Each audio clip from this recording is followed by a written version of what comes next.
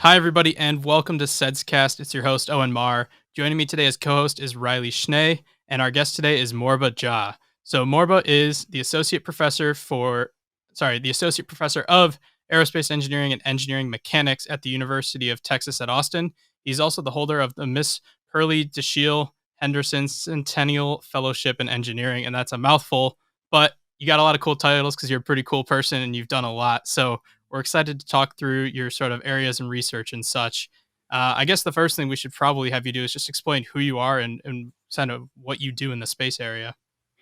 Yeah, so here at the University of Texas at Austin, um, I lead a transdisciplinary research program in space safety, security, and sustainability, really focused on trying to quantify, assess, and predict the behavior of human made or anthropogenic objects in space. Awesome. All right. And I think, Riley, that probably goes hand in hand with your question, right? Yeah, so I guess then when you're talking to people maybe who aren't as familiar with space debris and space traffic, what are the things that you tend to emphasize with them? Yeah, really, what I'm trying to do mainly is connect space with Earth, oceans, atmospheres, and climates, and say near Earth space is a finite resource. We only have specific orbital highways where we put satellites, and much of the time, once these things die on orbit, they kind of stay there for a very, very long time. And we have a growing number of participants that are making decisions in the absence of knowing the decisions that other people are making. So it's all kind of a recipe for disaster unless we do something differently. Mm. Yeah, I'm personally very excited to get into the details on these topics. But before we get there, let's give a little bit of context. Can you tell us where you came from and how you first got interested in space? Where I came from. That might be the subject of another podcast, but I can say this: my initial kind of impetus in being really interested in what's going on in space happened once I was stationed in Montana as an enlisted person in the U.S. Air Force. I was a security policeman at Malmstrom Air Force Base, and I grew up in Caracas, Venezuela, by the way. And Caracas is a place with a lot of light at night, big city lights. And so on a good night in Caracas, you might be able to see the moon, sort of thing. But when I got to Montana, big sky country, um, really dark skies. I had never seen so many stars in my life.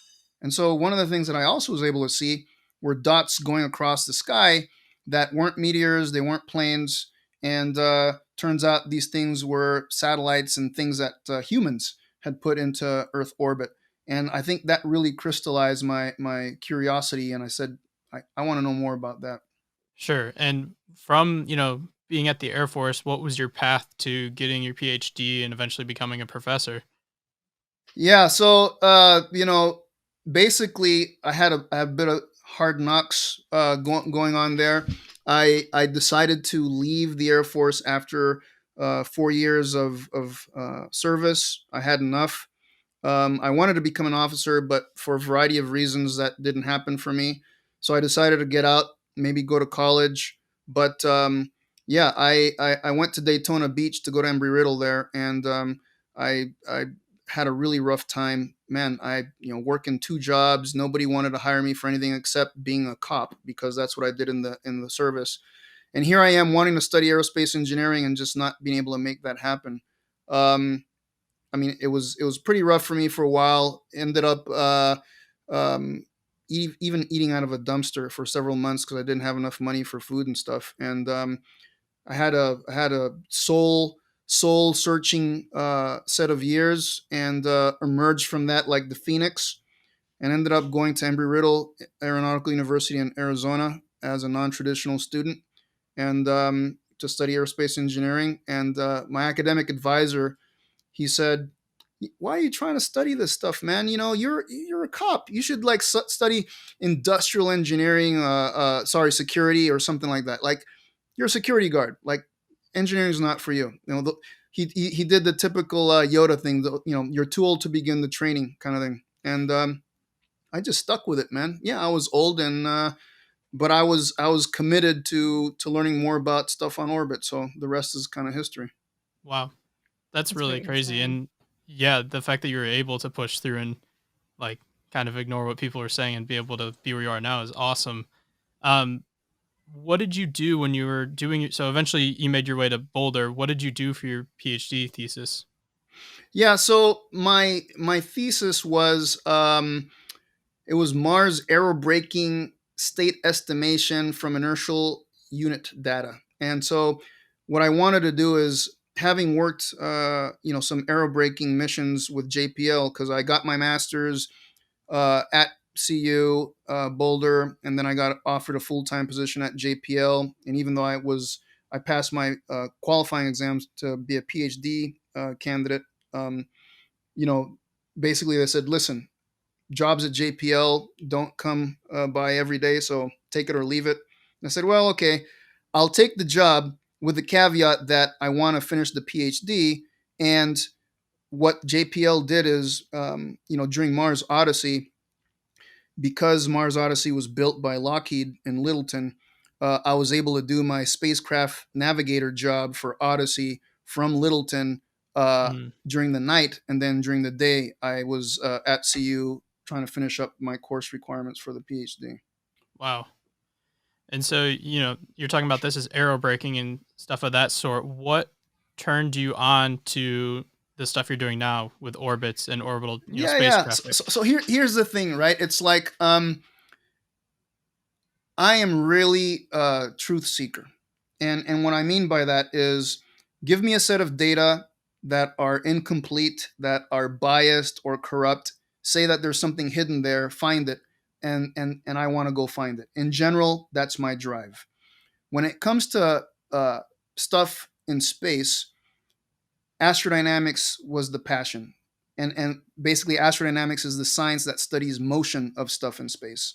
And so I wanted to understand that, gravity and all the non-gravitational things, like, the influence of solar radiation pressure and thermal effects and all this other stuff. And the fascinating thing, man, was that at JPL, as a spacecraft navigator, they kind of honed me, whatever skills I got from Boulder under my advisor, the late George Bourne, who had done some time at JPL as well. It's like my job was to be a detective. Every spacecraft, rover, orbiter, whatever, has its own kind of personality once it gets up in space. You can take pictures of it. You can try to calibrate stuff as much as you want. And it's funny because now we have missions getting to Mars right now, right? And then Perseverance is going to get there soon. So it's like I've been through that several times at JPL, and it's an amazing experience. But once the thing's on orbit, then you have to figure out the personality of this spacecraft. And yes, I ascribe anthropomorphism to these inanimate objects, but it's like, here's the ideal path that this thing takes in space, but then you don't actually see it. Your way to see it is almost like you're this sonar person in a submarine through radio waves, right? Radio Hmm. signals, Doppler range measurements. You have to interpret photons to, in your mind, reconstruct kind of this 3D image of where's the sun, where's the earth, where's Mars, what's happening to this thing, how's it oriented. And so that's my thing. It's like, in my mind's eye, I see all these things happening. I can picture photons bombarding different surfaces, and it's like, this is what the data are trying to tell me about this object, and I have to sort that out. I have to unravel that. I have to solve an inverse problem to make sure that that satellite or that rover gets to where people intended it to be. And I only have time's ticking for me to get that right, kind of thing. Beautiful. I love it. Pressure, right? It's like trying to figure things out, being the best photon interpreter of the world, that sort of stuff. And so that's where that began. But then sometime in like 2006, I left JPL to move to Maui. My family's like, hey, we love Maui. I went there for a conference in 2004, and my family's like, yeah, the JPL thing, we're done with Southern California. Find yourself a job on Maui. And so I did. I cashed in some United miles. I just booked a trip to Maui to go, searching for a job. And out of all the places where I said, hey, I'll just show up and just tell you about myself and see if you're interested. One place said yes, and over a lunch break, and that's all it was. In 90 minutes, man, I had a job offer because I convinced them that it was a flaw not to have me as part of their team. And so I relocated my family to Maui. That removed me from doing stuff related to Mars missions, but then that brought me back to Earth. And it turns out that the Air Force Research Laboratory has facilities on Maui, has telescopes on top of Mount Haleakala, and that's when I became acquainted with the space traffic, space debris problem that we have. Yeah, and you were talking about visualizing, and one of the things I really love that you've built is that visualizer where you can see all of the different things that are in space, and you click on it, it pulls up in your browser, and you go, "Holy crap, there's so Right? many of them." Mhm. Yeah. And they're all grouped into these little areas. You've got your geo ring and you've got this, just in Leo, there's so many things, and it's very eye-opening because you always like hear it might be a problem, then you see it and you're like, how are we not having collisions every day? Mhm. So what brought you to build that? What told you that you needed to build a visualizer like that? Yeah. So once I was on Maui working for the Air Force Research Laboratory, um, the Department of Defense. Let's start with where that population of anthropogenic space objects around Earth came from. Right. It started off Sputnik, Soviet Union, space race, blah blah blah. You know, people kept on launching things. Mainly three countries: the U.S., China, and Soviet Union. Um, and the military and intelligence agencies have been launching stuff since then, but school bus size stuff, really expensive hardware. But space was almost like the sanctuary because very few people had access. Now, as the years start going by, access is uh, more readily available. And now, when the military opens its eyes and looks around, it sees all that stuff.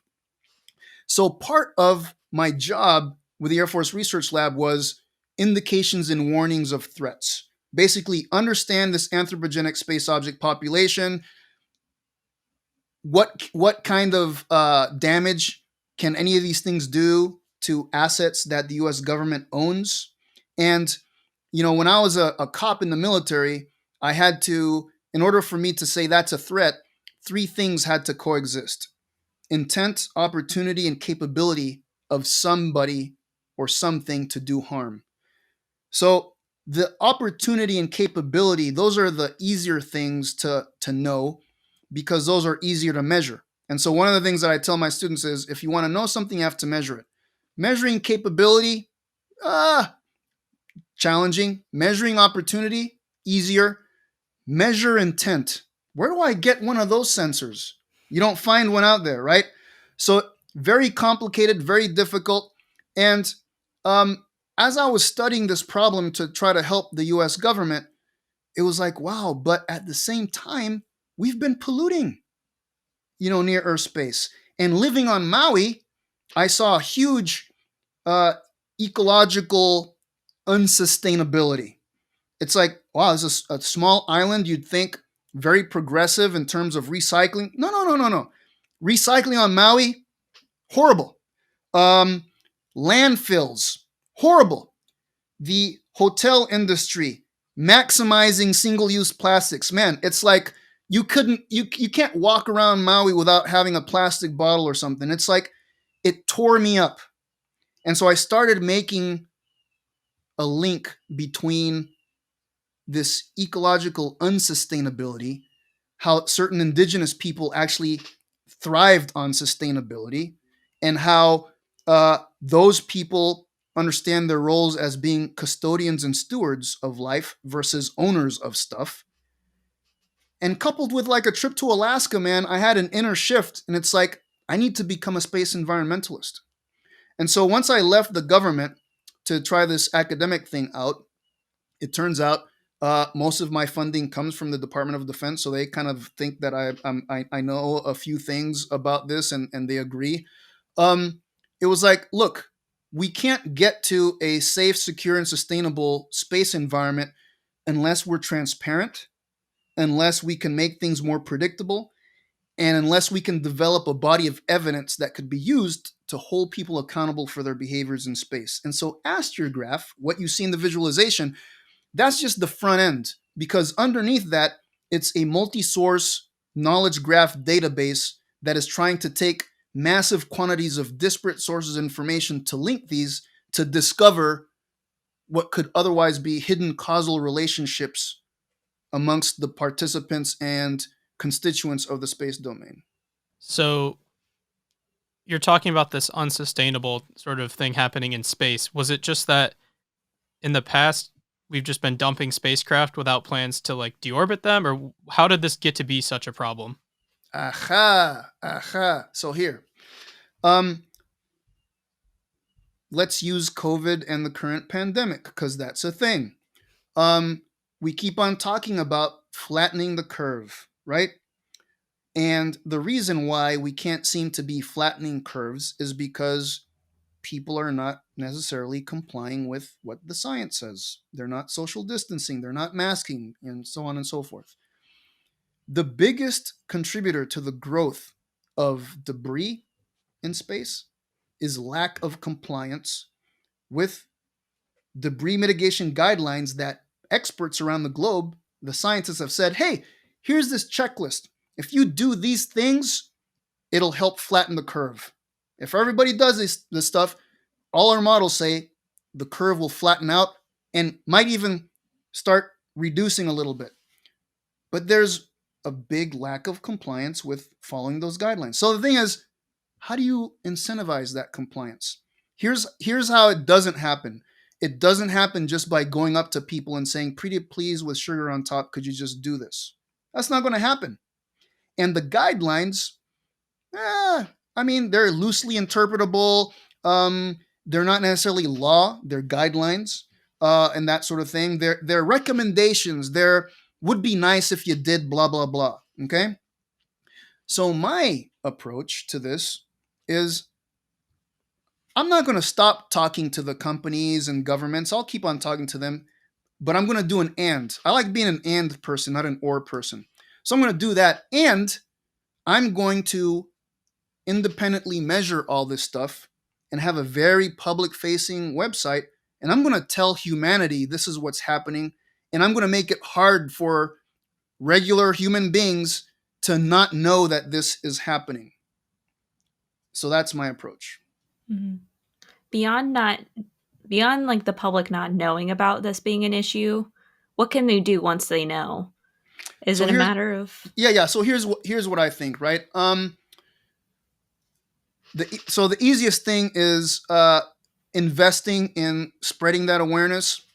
We have something called eyesonthesky.org, which that whole project is to enroll humanity in this vision of space environmentalism and say, look, you are aware of what's happening to oceans, atmosphere, climate.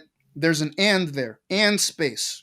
And these are the things that you depend on a daily basis, technologies and whatnot, that are inherently provided by space-based capabilities. And none of these things are protected from loss, disruption, or degradation. So even if it's for no other reason that you like being able to go to the ATM and get cash, or you like position navigation and timing, or these sorts of things, there's a reason that you should care about this. So that's number one. I can tell you right now that nobody that runs for any sort of elected position, if they run on a platform of space environmentalism, look, elect me, and one of the first, on day one, I'm going to start removing rocket bodies. Game over. I guarantee that person's not going to win office, right? Because it's like, how are you going to produce jobs, clean water, education? So people just keep on thinking space is this other thing. It's not really relevant. I don't really need to care about it. Well, so once we can, spread awareness, enroll humanity in the vision of space environmentalism, then the public can actually share that with folks that are running for office and saying, listen, I want you to take care of these things and this other thing as well. Again, it shouldn't be an or. It should be an and. Okay. Working off of that and statement, so that's what we should do for future satellites. What can we do for ones that are already up there? And like, is there a way to clean out stuff that's already up there? Are there any feasible solutions for that? Or are we sort of stuck with what we have and we need to make sure moving forward we're doing a better job? So I have some good news and some bad news. The bad news is we probably have to learn to live in our current state of orbital filth. The bathwater will never be fully potable again. There's no way to clean space, to make space this pristine environment that it was several decades ago. That's never going to happen. Just like we will never remove all the microplastics from the ocean. So that's it's game over when it comes to that. So that's the first thing that we need to accept. Then, to not make it like totally dire, like, oh, there's no need. No. So then what we need to do is we need to say, what are the super spreader events in space? Just like with a pandemic. I can tell you right now, super spreader events are very massive objects that are ticking time bombs that if they explode or if something collides with them and they become tens, hundreds of thousands of smaller pieces, that's bad news. So even in AstriaGraph, if you go to AstriaGraph right now, you're going to see this like ellipse of pink dots. All those pink dots came from one parent rocket body that within the past 2 years exploded in this Atlas upper stage. One thing exploded and birthed tens of thousands of objects. That's bad news. So we already know where those rocket bodies are. Here's the thing. The owners of the rocket bodies are the US, China, and Russia. And should I spend money to remove these things? Right? There needs to be public pressure, I think, to be able to do those sorts of things. And I think one other thing to add to this is that if we accept that near Earth space is a finite resource in need of environmental protection, then we need to define sustainability metrics. Like, okay, what is the carrying capacity for a given orbital highway? What is that? Let's define that. Let's define a carbon footprint analog that I'm calling a space traffic footprint, loosely understood as the burden that any given object poses on the safety and sustainability of anything else. If we have a space traffic footprint and we have a definition for orbital carrying capacity, then we can say, okay, in this orbit highway, has the capacity been saturated? If somebody wants to launch stuff, we can use that in a regulatory framework. Say, hey, the capacity gets saturated at 5,000, and you want to you say you want put 10,000 things there. You don't get to do that. You only get a license to launch 3,000 things. That capacity is leased to you, for instance. Or if there's a rocket body that is taking up capacity and it's this dead thing, I want to start moving towards non-consensual debris removal. Because right now, any given piece of debris that's associated with a launch state, the launch state is liable for that thing.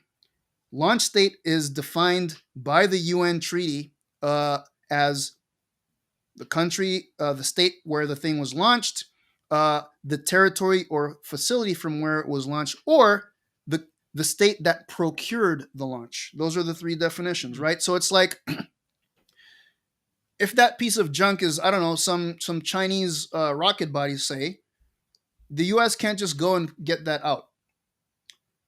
But what I want to prevent is any country from just sitting with their arms folded and saying, well, you can't touch it because I don't give you permission. Well, but it's taking up space that could be used by something that provides a service and a benefit to humanity.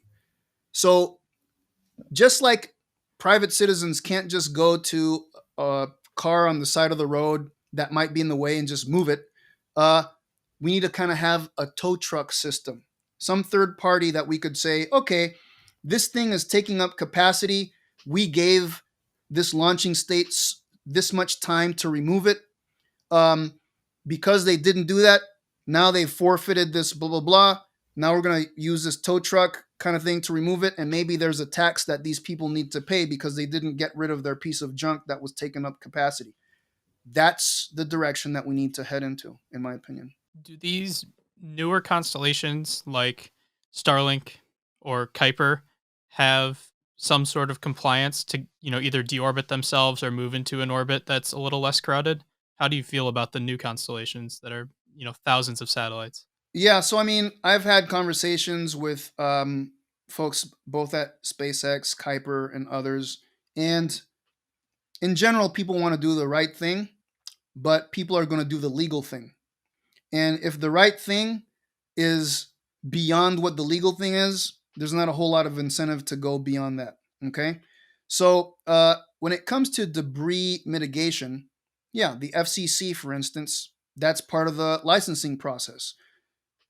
Give me this document that says that you're going to comply with debris mitigation, blah, blah, blah, and that you've done some analysis to show that your probability of collision is less than one, and blah, blah, blah, and this and that, right? So the companies do that. They give it to the FCC.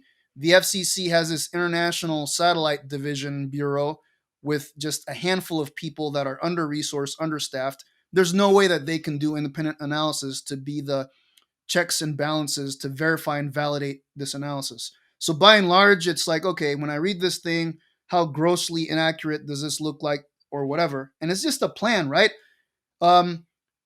That's not to say, okay, well, what happens once the stuff is in orbit? It's like, who's measuring this stuff? Who's monitoring for compliance? Which is another thing that I've started doing, the AstriaGraph, is monitoring for compliance against guidelines, laws, and that sort of stuff. Because you can't manage what you don't know, and you don't know what you don't measure. So it all comes down to measuring. And I think a lot of these constellations in low Earth orbit, they want to get away with the, oh, well, there's a 25-year rule to deorbit. The altitude that I'm at means that in 5 years, the thing's going to burn up in Earth's atmosphere. I'm just going to let Mother Nature take care of this thing for me. Well, that 25-year rule didn't really account for the fact that there might be tens of thousands of things in Leo and the detriment of collision risk to all these things just kind of cascading with whatever Mother Nature decides to see happen. So I think the 25-year rule is a bad thing at this point. There needs to be rigorous analysis to reevaluate that, A, and B, simply saying, oh, well, my stuff's going to re-enter in 5 years, so I'm okay. Well, how well can you predict the flight path of that? How well are you going to be able to tell other people and alert them way ahead of time to maybe get out of the way or that sort of stuff? And that's assuming that people can get out of the way. There's stuff up there that just is dead. And so what about the things that can't move? Like, what's the risk with those sorts of things? Like, nobody has put together a digital twin, a virtual replica of the space domain to play all these things out, to include the decision-making criteria and risk posture that the different mega constellation people have. Because I can tell you right now, somebody might think, oh, 1e to the minus 4 probability of collision 3 days out, I'm not worried. Somebody else might say, hey, I don't like that. I'm going to move out of the way. So it's not like there's not an even practice of space operations. There might be, in general, common knowledge about orbital mechanics and that sort of stuff, but the practice of the common knowledge is not common. It's actually very individualized. And the participants that are making decisions are doing so in the absence of knowledge of how other people are making decisions. And yet, the decisions that they're making are dependent on the unknown decision-making criteria of everybody else. I got to tell you, if somebody could define what tragedy of the commons was, that sounds a whole lot like it to me. Yeah. Yeah, we were talking with a policy person earlier this week that's going to be on the podcast, and tragedy of the commons was the exact phrase they used when we were talking about it as well. So what do you think if you had to choose, if you were given the opportunity, would you create an international governing body? Would it be something that falls under a different organization? How would you want to structure some sort of office that holds people accountable for their space debris? This is what I would like to do. I think working with the UN is not a bad thing. I think we could commit to being better stewards and custodians of near Earth space. We could commit to doing something under a UN banner. We could explore that, for instance, not reinventing wheels, but basically member states could provide capabilities under the UN banner for this to be like an international kind of thing. We could define these sustainability metrics immediately: the space traffic footprint, the orbital carrying capacity, and agree to use these things. Much like, look, if you want to launch something, you're an American company, you're SpaceX, you want to put something up there, before you, even after you get through the national process, part of what you need to do also is you need to go to the ITU to get spectrum allocated if you're going to be communicating, right? Uh, you're going to get from this frequency to that frequency to make sure you don't interfere with somebody else. Just like the ITU can allocate spectrum, I think that an organization like that, maybe under the UN, could allocate orbital capacity. That even though you go through whatever your process is in your own nation state, you have to go by this one thing, this international organization, to get the capacity allocated to you. And if that doesn't close with your design and all that other stuff, then you don't get to lunch. Okay. Yeah. I feel like it's got to be an immensely complex process to get that underway, but what you're saying makes sense. Mm-hmm. Yeah. Do you see a way for that to happen anytime in like the next 10 to 20 years?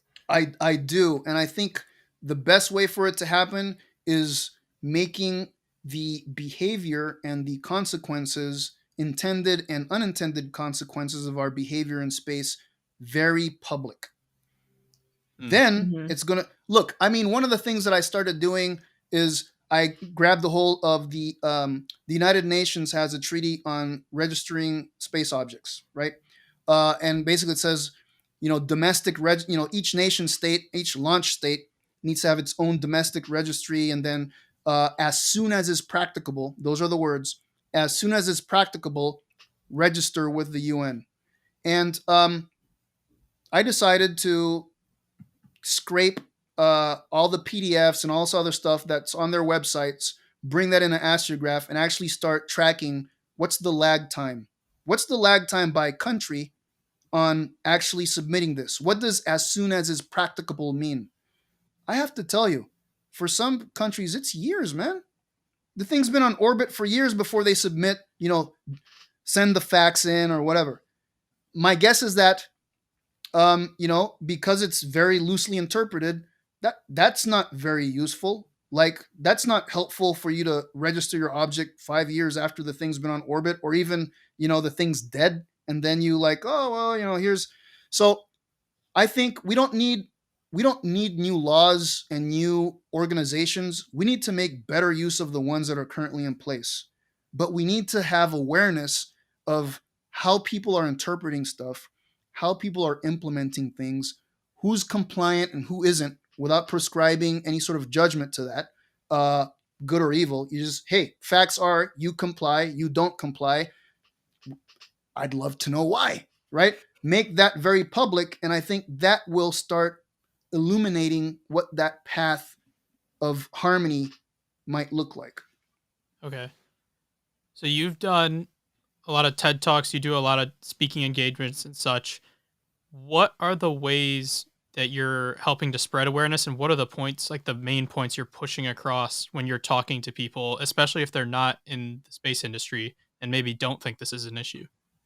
Yeah. So for the majority of my career, I try to focus on being a technical expert. So it was journal articles and professional societies and these sorts of things.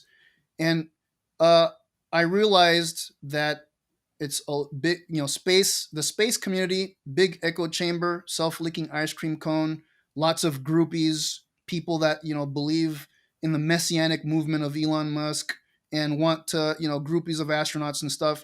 And we it's like total idolatry, man. It's crazy. It's like space is this pristine thing. Only the rich, famous, and yada yada have access to it. And yet it's the one thing that actually connects humanity, our sky. Our sky is common. And it's like, that's where we come from. We are stardust. We come from the stars. That's what we are. Except that it's been kind of made into this inaccessible thing.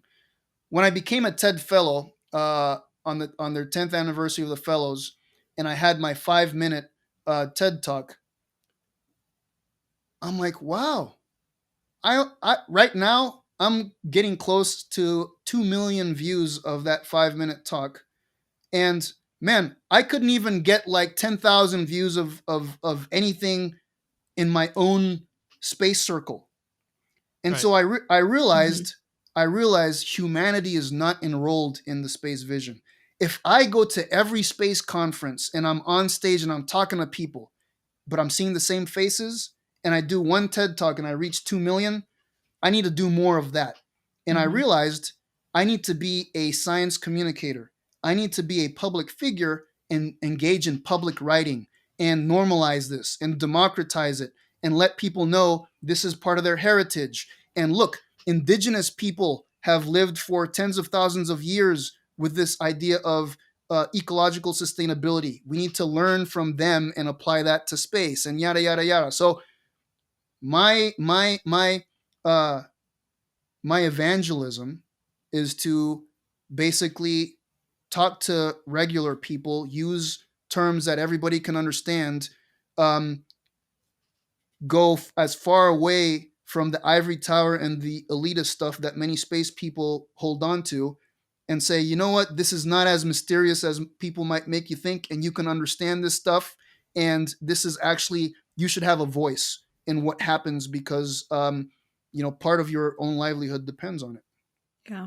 I was also new to the topic of space debris, and I thought watching your animated TED Ed video was very informative about just how big of an impact that this could have on us. And I'd recommend to all of our listeners that they all watch it because it really opened my eyes to it as being an issue, and it's something that now like I will be keeping an eye out for. So I do appreciate like how you've brought this to the public light, and I think that it's really important work.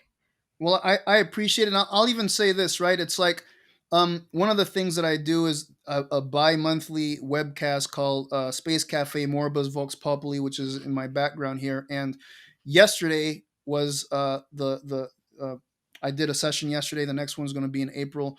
And yesterday's theme, so Vox Populi means people's voice, because that's what I'm trying to do. And yesterday's theme was the role of theology in space sustainability and exploration. And the thing is, you know, where we were born, where we grew up, we have beliefs. We have some people have faiths. That is a lens through which they not only perceive things but interact with the rest of the world. And to think that that doesn't happen is like ridiculous. So why aren't we having conversations like that? I had somebody on my session. I had the director of the Vatican Observatory, so I had the Catholic perspective. I had Protestant perspective. I had Islamic, Jewish, um, and even Buddhist, and it was like getting that perspective on how should we explore space, how should we behave in this common environment, that sort of stuff, was very enlightening. And it turns out people want peace at the end of the day. People want peace, and people recognize that in order to get there, there needs to be mutual respect. There's a lot of common ground, actually. Some people say, well, we're all sinners and we still should do good. Other people don't believe that such a thing exists, but we should still do things that aren't damaging. Like, there is a place to harmonize this. Religion and science don't need to be viewed as things that are mutually exclusive of each other and that sort of stuff. So anyway, I thought that's the sort of conversation I'm trying to have with people. Yeah, that must have been very is that recorded or no? Yeah, absolutely. Okay. Wait, we should probably just do this now. Can you like let everybody know where they can find out more about you and like listen to these sorts of conversations you're having? So I recently started a page under flow.page/Moriba, and you can find everything about my webcast series, Moribus Vox Populi, everything about my op-ed column with Aerospace America called Johniverse, even my PhD dissertation, which I'm extremely embarrassed of when I look at it. But hey, it is what I did, so I just put myself out there that way because I like being transparent. I tell people, the wind blows through me, kind of thing. Yeah, I even have my CV and research program, like everything there. AstriaGraph, all that stuff is at flow.page. /Moriba. Sweet. So yeah, I definitely recommend people check it out. And yeah, look at is it Astro or AstriaGraph? AstriaGraph. AstriaGraph. Okay, Yep. my bad. Yeah. No Yeah, worries. you guys should definitely go check it out. It's really cool and very enlightening. So we've got about 5 minutes left. I think we'll do our 2 advice questions. So Riley, do you want to kick it off? Yeah, sure. So, since you are in such a fascinating field, and I know that you're not the only one in it, what would you say for people who are interested in getting involved? Since I'm sure they all have different paths. Yeah. I think that being willing to explore your own curiosity and not letting somebody else's opinion become your reality. So, all through my path, there were so many people that told me, not you, you can't, no, do something different, blah, blah, blah. And it's like, I'm not going to let their opinion become my reality. And I just pressed forward, and I was hungry. I was hungry to really satisfy my intellectual curiosities, and yeah, and eventually you'll get to where you need to get to.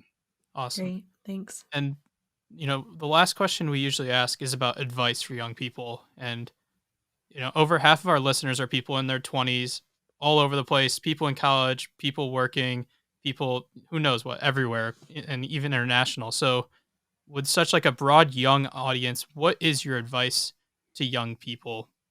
So I would say my advice to young people is, you can actually do a lot more than maybe you believe yourself capable of.